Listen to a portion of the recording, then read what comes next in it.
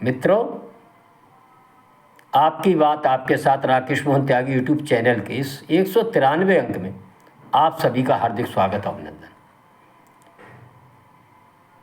मित्रों, आज इस अंक में हम चर्चा करेंगे आज के विश्व के एक महत्वपूर्ण जो घटनाक्रम हम सबके समक्ष एक पर्व के माध्यम से, महाकुंभ के माध्यम से चल रहा है, जिसके हम व हमारी पीढ़ी साक्षी होने का सौभाग्य प्राप्त कर रही है। इस महाकुंभ के विभिन्न आयामों के बारे में चर्चा करेंगे।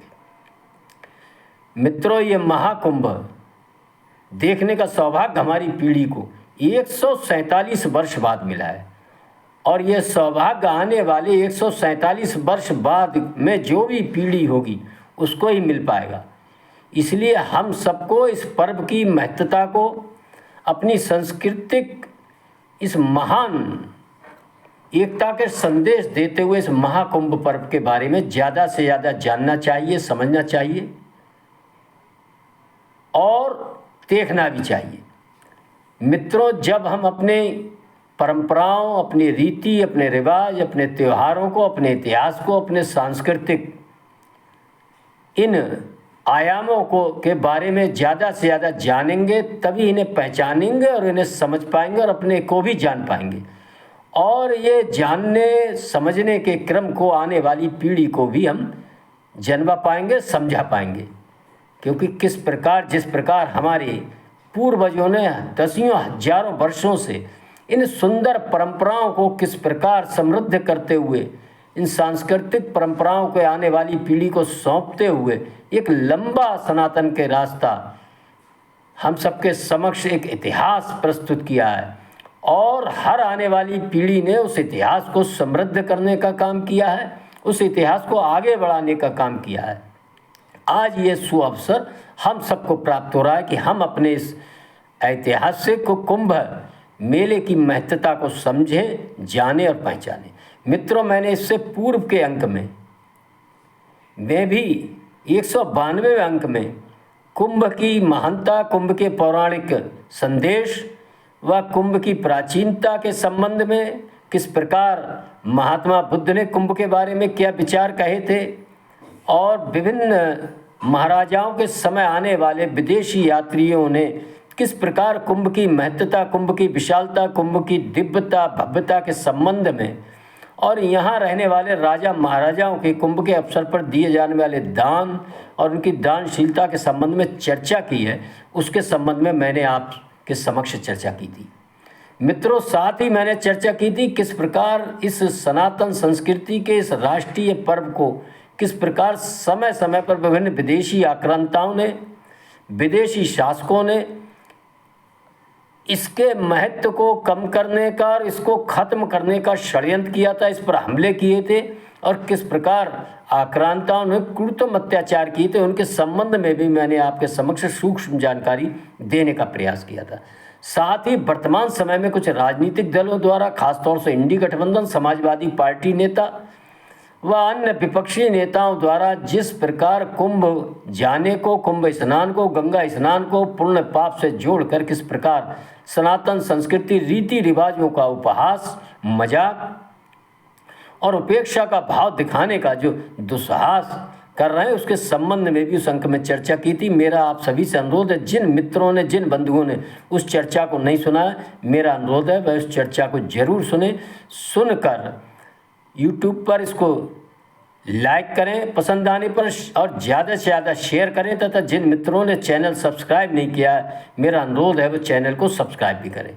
मित्रों, इस चर्चा को आगे बढ़ाते हुए मैं आज इस कुंभ मेले के इतिहास में एक महान हस्ताक्षर के रूप में खास तौर से मैं दो महान आत्माओं के संबंध में, जिन्होंने इस कुंभ मेले को अपना अद्वितीय योगदान दिया था और वह योगदान आज कैसे कुंभ की परंपरा को समृद्ध कर रहा है, इसके बारे में चर्चा करना चाहूँगा। इसके संबंध में सबसे पहले चर्चा करूँगा सन 590 ईस्वी से 647 ईस्वी के बीच इस उत्तर भारत के बहुत बड़े भूभाग पर साम्राज्य करने वाले महाराजा हर्षवर्धन के संबंध में, जिन्होंने कुंभ, चाहे अर्ध कुंभ हो, पूर्ण कुंभ हो, हर कुंभ में इनके बारे में इतिहास प्रसिद्ध बात है कि वह अपनी दानशीलता के लिए जाने जाते थे और इस कुंभ को समृद्ध करने का बहुत बड़ा योगदान महाराजा हर्षवर्धन को है।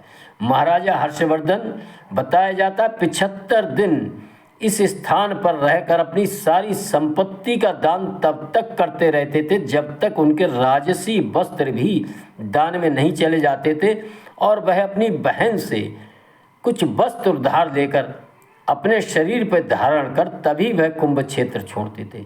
ये थी भारतीय महाराजाओं की दानशीलता, कुंभ के प्रति श्रद्धा का भाव।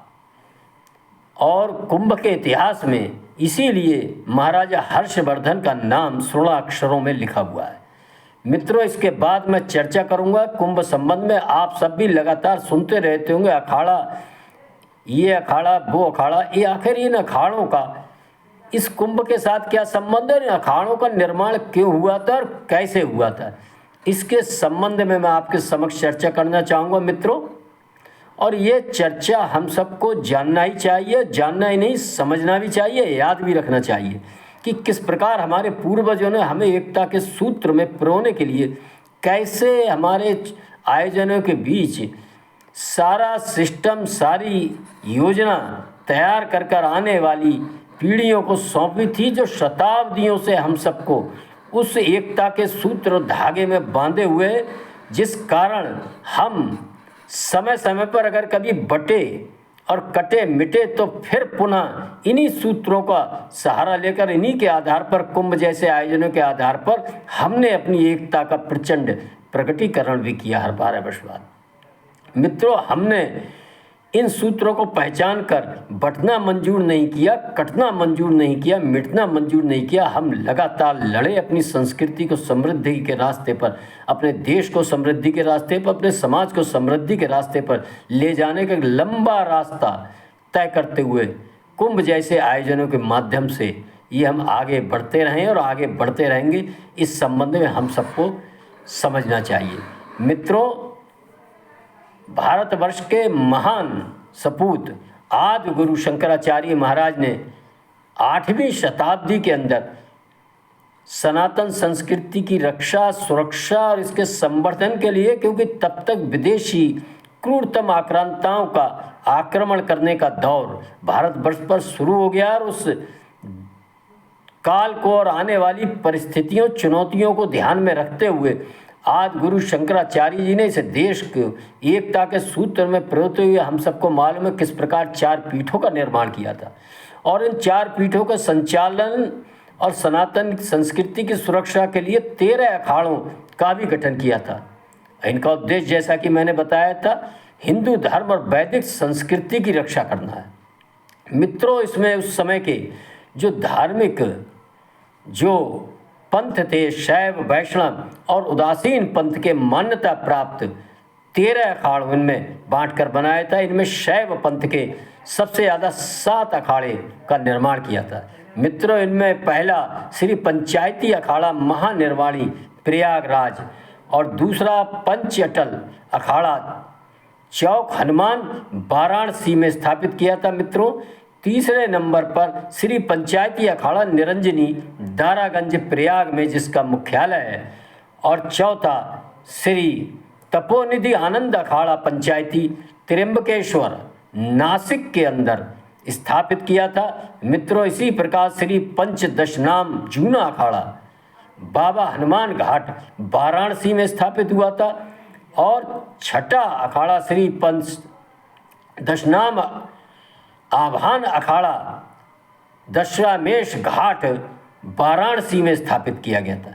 मित्रों, इसी प्रकार 7वां श्री पंच दशनाम पंच अग्नि अखाड़ा गिरिनगर भवनाथ में स्थापित किया गया था। मित्रों, इसके साथ ही बैरागी वैष्णव संप्रदाय के अंतर्गत 3 अखाड़ों का गठन आदि गुरु शंकराचार्य जी ने किया था। मित्रों, इसमें पहला नाम श्री दिगंबर अनी अखाड़ा श्यामला जी चौक मंदिर सावरकांधा में स्थापित किया था, और 10वां श्री पंच निर्मोही अनी धीर समीर मंदिर वृंदावन मथुरा के अंदर स्थापित किया था। मित्रों, इसी प्रकार उदासीन संप्रदाय से संबंधित 3 अखाड़ों का भी निर्माण हुआ था। इसमें 11वां श्री पंचायती बड़ा उदासीन अखाड़ा कृष्णा नगर कीटगंज प्रयाग में स्थापित किया गया था मित्रों, और 12वां अखाड़ा नया उदासीन कनखल हरिद्वार में स्थापित किया गया था। मित्रों, इसी क्रम में आदि जगतगुरु शंकराचार्य जी महाराज द्वारा श्री निर्मल पंचायती अखाड़ा कनखल हरिद्वार में स्थापित किया गया था। और मित्रों, हम सबको जानना चाहिए, समझना चाहिए कि भारतीय संस्कृति, सनातन संस्कृति लगातार सतत रूप से आगे बढ़ने वाली संस्कृति है। और इस क्रम में अभी वर्तमान में किन्नर समाज के एक अखाड़े को भी मान्यता प्रदान की गई है। इस प्रकार ये 13 से 14वां अखाड़ा किन्नर अखाड़े के रूप में इसे मान्यता प्राप्त हुई है। ये 14 अखाड़े वर्तमान समय में हैं और इन अखाड़ों को अपने क्रमानुसार कुंभ मेले में स्नान करने का सौभाग्य प्राप्त होता है। और इस सौभाग्य को प्राप्त कर इनके नागा, साधु, संत सब अपने को बहुत आनंदित महसूस करते हैं। इनको स्नान करते हुए देखने के लिए लाखों करोड़ों लोग सड़कों के किनारे इनके जुलूसों को, इनके जो सारा लोग भीड़ के रूप में सारे नागा अपने अखाड़ों के झंडों के साथ निकलते हैं। इसको देखकर बहुत हर्ष व गर्व का अनुभव भी करते हैं। और इसके बाद आम भक्त व साधुजन भी स्नान करते हैं। मित्रों, इस कुंभ के प्रथम 2 ही दिन में लगभग 3 करोड़ लोग स्नान करने के लिए देश विदेश से सारे जातिगत, सारे आग्रह बंधन, जाति बंधन तोड़कर किस प्रकार एक सामूहिक सनातनी समाज के नाते इस मेले में आ चुके हैं, ये जानकर हम ही नहीं, सारा संसार अचंभित है। और आने वाले समय में हम देखेंगे, अनुमान किया जा रहा 45 से 50 करोड़ लोग इस कुंभ की शोभा, इसमें स्नान कर पुण्य प्राप्त करने और कल्पवास करने का काम करने वाले हैं। इस बारे में अगले अंकों में मैं आपके समक्ष कुंभ के विभिन्न आयाम हैं, उन आयामों में आप सबके समक्ष चर्चा करूंगा। मेरा अनुरोध है, ये चर्चा कुंभ के संबंध में यदि आपको अच्छी लग रही हो तो अपने कमेंट्स के माध्यम से अपनी राय जरूर जाहिर करें। मैं इस अंक में अपनी वाणी को विराम देते हुए आप सभी से मेरा एक अनुरोध और 147 वर्ष होने वाले इस महान अवसर को चूके ना, और इन दिनों में 26 दिनों के अंदर किसी न किसी दिन अपनी सहभागिता जरूर कुंभ मेले में बनाएंगे। इसी आशा विश्वास के साथ आज के अंक में वाणी को विराम देता हूँ। जय श्री राम, जय श्री वाल्मीकि भगवान, भारत माता की जय। धन्यवाद।